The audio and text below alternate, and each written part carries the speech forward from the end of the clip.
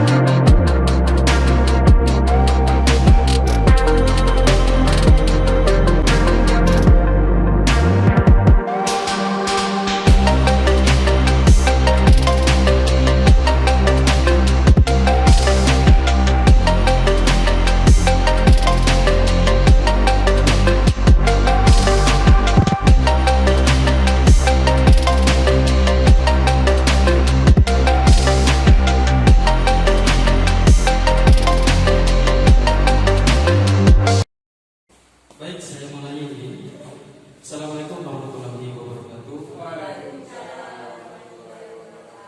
Bismillahirrahmanirrahim. Alhamdulillahirabbil alamin wassalatu wassalamu ala asyrofil anbiya'i wal mursalin sayyidina Muhammadin wa ala alihi wa sahbihi ajma'in, amma ba'du. Yang terhormat Ibu Kepala Sekolah SDN Sukoharjo 4, yang kami hormati Bapak Ibu guru dan staf, kemudian penjaga SDN Sukoharjo 4. Puji syukur alhamdulillah alamin karena pada pagi hari ini kita bisa berkumpul, mungkin setengah siang kita berkumpul di tempat ini dalam keadaan sehat walafiat. Mudah-mudahan ini semua membawa manfaat bagi kita semua. Amin amin ya rabbal alamin. Shalawat dan salam mudah-mudahan tercurahkan kepada junjungan kita Nabi Muhammad sallallahu alaihi wasallam. Mudah-mudahan kita semua syafaatnya. Amin ya rabbal alamin. Bapak Ibu yang kami hormati, hari ini adalah pembahasan kami dalam metode pendidikan guru penggerak. Tepatnya di situ adalah modul 1.4.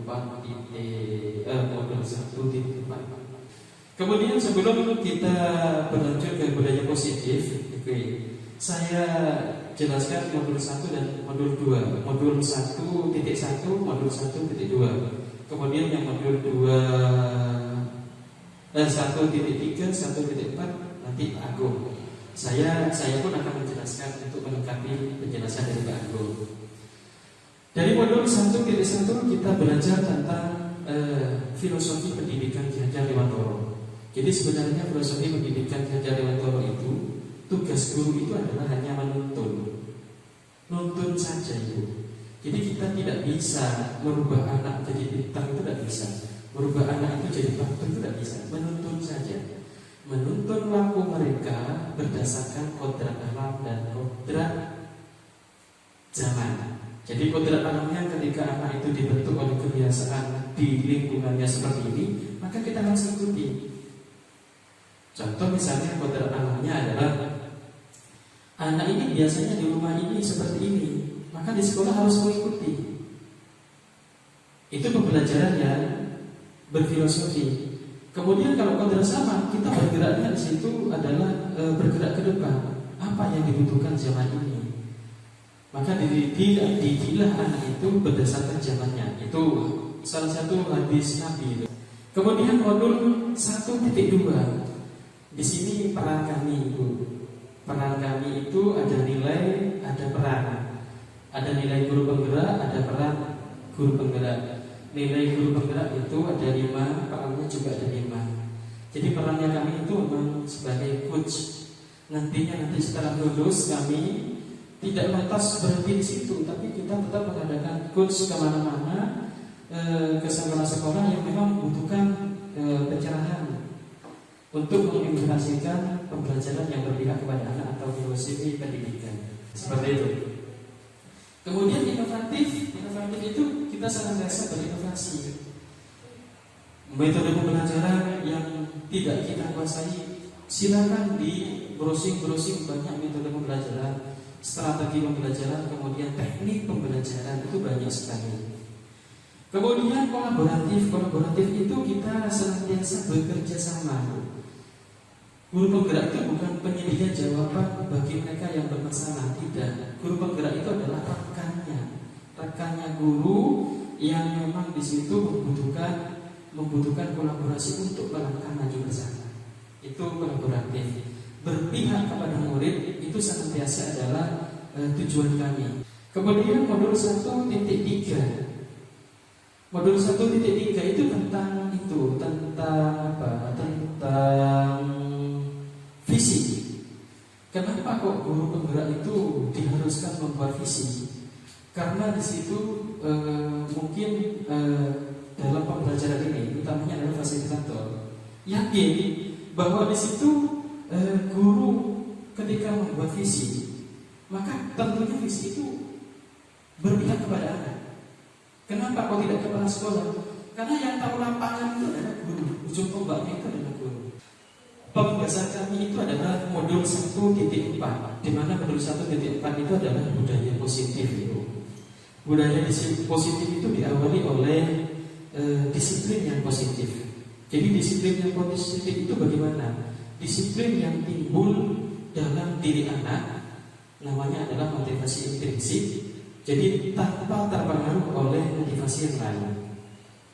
Contoh misalnya, kalau disiplin terpengaruh oleh motivasi lain, contoh pemberian guru hadiah misalnya. Hadiah itu kalau diberikan, contoh, ayo anak-anak kerjakan yang benar semua, tak berikan ini, tak berikan coklat. Anak-anak itu memang termotivasi untuk menyelesaikan itu. Tapi ketika bapak ibu tidak melakukan itu, anak itu akan putus asa.